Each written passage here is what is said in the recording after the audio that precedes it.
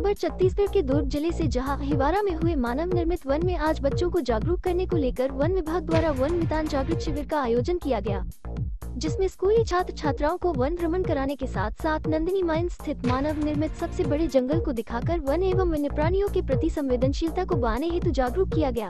वहीं वापस view point में आकर सर्पों के बारे में जानकारी नोवा नेचर के वॉलंटियर के द्वारा दी गई तथा वन मंडल अधिकारियों के द्वारा विभिन्न प्रजातियों के पौधों के बारे में विशेष रूप से जानकारी दी गई। आज हमारे नंदिनी माइंस में वन मितान जागृति शिविर के माध्यम से हमारे स्कूली बच्चों को यहाँ बुला के उनको पर्यावरण के बारे में उनकी पूरी जानकारी दिए, पशु पक्षी के बारे में यहाँ जानकारी दिए, साथ ही नो केचर जो सांप कैसे पकड़े जाता है इसके बारे भी हमारे बच्चों को जानकारी दिए। और हम सब जानते हैं कि हमारे जीवन में पर्यावरण का कितना महत्व है, ये सब हम जान चुके हैं। इस कारण बच्चों को भी ये सब बताना ज़रूरी है, ताकि कल के जो हमारे भविष्य हैं, ये बच्चे हैं, आज अगर ये पर्यावरण के बारे में जानकारी लेंगे, शिक्षा लेंगे, तो निश्चित ही जो हमारा पर्यावरण संरक्षण है वो बहुत अच्छा रहेगा। पर्यावरण के बारे में एक जागरूकता पैदा करना स्कूली बच्चों, लगभग इसमें 60 बच्चों का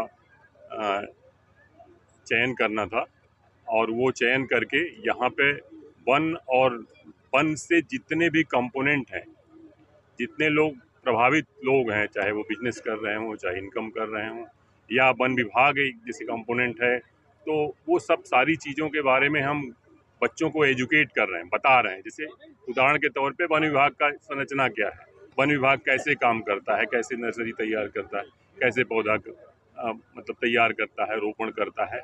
इसी तरह से मान लीजिए वन से लाभान्वित वाला एक व्यापारी है, तो वो किस तरह की एक्टिविटी करता है और वो कैसे वन से जुड़ा हुआ है। तो इस तरह की जागरूकता पैदा कर रहे हैं जिससे वो उसके प्रति जागरूक हों, उसके संरक्षण के प्रति। और इसके बाद जैसे 60 बच्चों में 1-2 बच्चों का हम चयन करेंगे वन मितान वॉरियर के रूप में, वॉलंटियर्स के रूप में, कि इसमें जो काम किया गया वो एग्जिस्टिंग जो यहाँ पे पुराने प्लांटेशन थे, आप कहोगे मानव निर्मित वन, तो एक प्लांटेशन तो पहले से ही था यहाँ।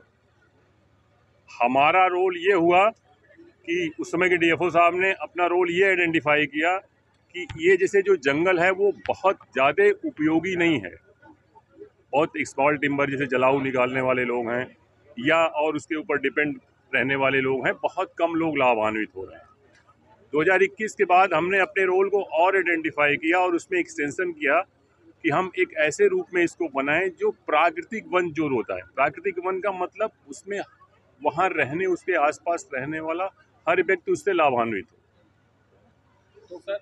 तो वो एक्टिविटी वो इनरिचमेंट प्लांटिंग का काम कर रहे हैं यहाँ पे। जैसे नेचुरल जंगल तो है ही, मतलब जो भी प्लांटेशन किया गया उस स्पेसी को बिना नुकसान किए हुए हम प्राकृतिक वनों में पाई जाने वाली ऐसी प्रजातियां जो इकोनॉमिक एक्टिविटी में गांव वालों को इनरिच कर सके, मतलब एक साधन बन सके, वो उन प्रजातियों का रोपण कर रहे हैं और उनको बचाने का प्रयास।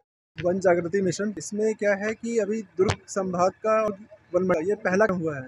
इस लगातार 60 कार्यक्रम करवाए जाएंगे। इस कार्यक्रम के बारे में मैं आपको कुछ समय बता दूं। इस कार्यक्रम एक टाइप का है कि वो बच्चे 6 एकड़ के हैं, उन यहाँ हैं, ये चयनित बच्चे हैं, उनको यहाँ बुलाते हैं और फिर उनको एक दिन में वन के बारे में और पर्यावरण के बारे में उन्हें जागरूक करते हैं। जैसे आज के कार्यक्रम में हमारे कुछ मास्टर ट्रेनर आए थे, नोवा नेचर से हैं, और हमारे अलग मास्टर ट्रेनर्स हैं जो दूसरे वन मंडल से आए हुए हैं। वो स्नेक के बारे में, बर्ड्स के बारे में, अभी गिद्धवा परिषदा में जो पक्षी महोत्सव हुआ है उनके बारे में, उनकी जागरूकता, बर्ड्स की जागरूकता के बारे में लोगों को समझाया गया है। वन विभाग क्या काम करता है यह बताया गया है। हमने एक हेल्पलाइन नंबर जारी किया है, तो हेल्पलाइन नंबर के बारे में बच्चों को बताया गया है कि आपके अगर आस पड़ोस में अगर कोई अवैध कटाई हो रही है तो आप उस नंबर पे सूचित करें। अगर कोई सांप आ गया तो सूचित करें। अगर कोई पक्षियों को गुलेल से मार रहा है या इस तरह की कुछ अप्रिय घटना है तो सूचित करें।